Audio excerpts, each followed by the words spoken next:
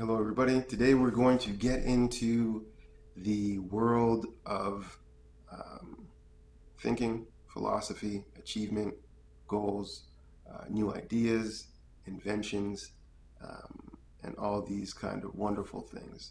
So we're going to stick a little bit closer to the therapy style things because it just is easier to see. Um, what is it that a pioneer in, let's say, psychology, a pioneer in, let's say, a style of philosophy, will to power, will to pleasure, will to meaning, all these kind of things. Um, what are they really doing? We have um, lots of figures in history: Socrates, um, Alan Watts, Manly P. Hall, Eric Fromm, so on and so forth. We have different athletes and different philosophers and all these kind of things. So, what is it that they really do, and how do they kind of get noted for their great achievements? In fact, there's been lots of these people that have made very powerful contributions to, let's say, humanity and history, and therefore they are kind of passing down their knowledge to a younger generation for them to look at and dig deeper into and take more, um, let's say, inspiration and create new things out of those ideas that they started off. They passed the baton to us, and we have to kind of carry on the tradition, if you will,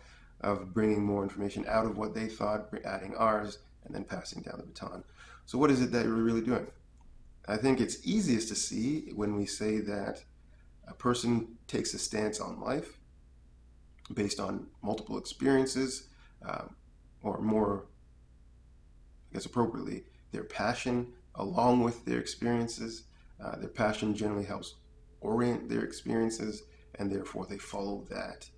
In following this thing, they generally will come across a bunch of, let's say, natural truths. They'll start amalgamating this into their um, way of seeing life, and they start creating. So, like an inventor will create a new invention, a gadget, let's say a car, a wheel, a style of helicopter with new principles and new dynamics. There's always this person that creates the beginning of the industry, the beginning of chiropractic, or the osteopathy, and these kind of things. And this pioneering person has the job of essentially creating a world that does not exist to the rest of people. Now, that is a feat in itself, to create so many solidities around something that seems very fluid, and therefore kind of mapping out the pillars of creation for that thing. You do have to draw from countless experiences and countless study and endless devotion to that thing to make it solid enough to build anything off of. Uh, and in doing that, in amalgamating different truths from different perspectives, and or picking a focus and using that as our kind of stencil for life, and going through the whole process, then gathering that value and information, and then kind of marching forward with our perception of things, we're able to create these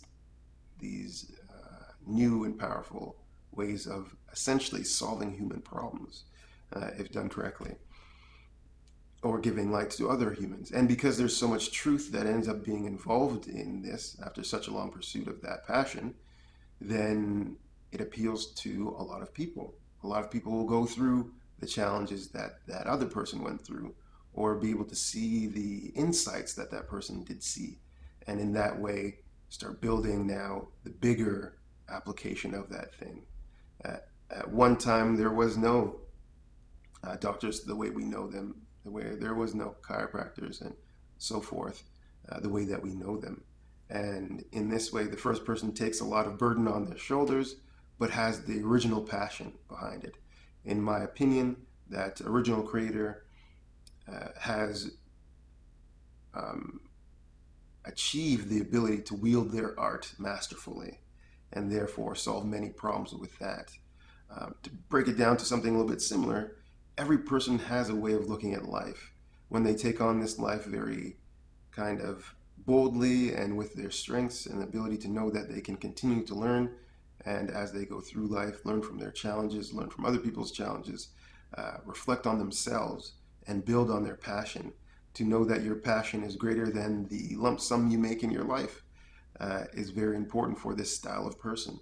And again, this is kind of the inner artist of all of us that doesn't really get as much expression as it should, most likely, just because of how we are living life.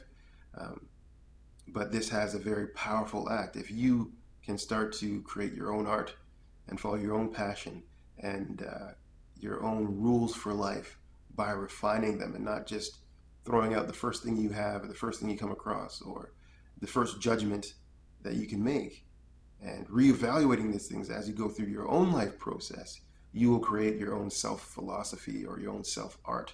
Generally, people can put this into a physical product or a physical expression, a worldly thing, and in that way echo to other people the beauty of the refinement of time into an object.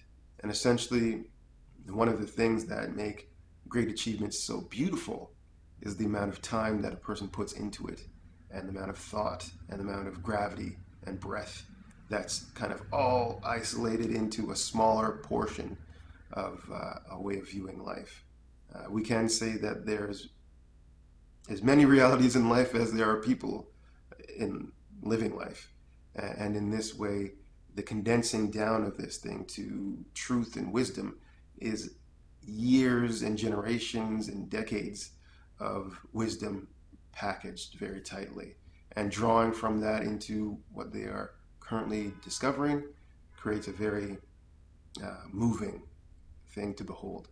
So I just wanted to kind of, I guess, pay tribute to those who've done that process for us to kind of pick up and work with, and to show people that it is far more challenging than you might think to even be able to create something like this. And not only that, that you have the potential to do it yourself, but know that it will be kind of a lifelong task, and that the reward for this is something that is internal and not necessarily an external thing.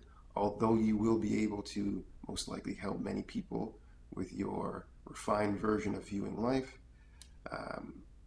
the benefits will generally be all yours, and more people will benefit after you've passed on that baton. All right, thank you very much for listening, and hopefully that's inspiring and gives you some true motivation to sit down and reflect and take things slower to refine your art.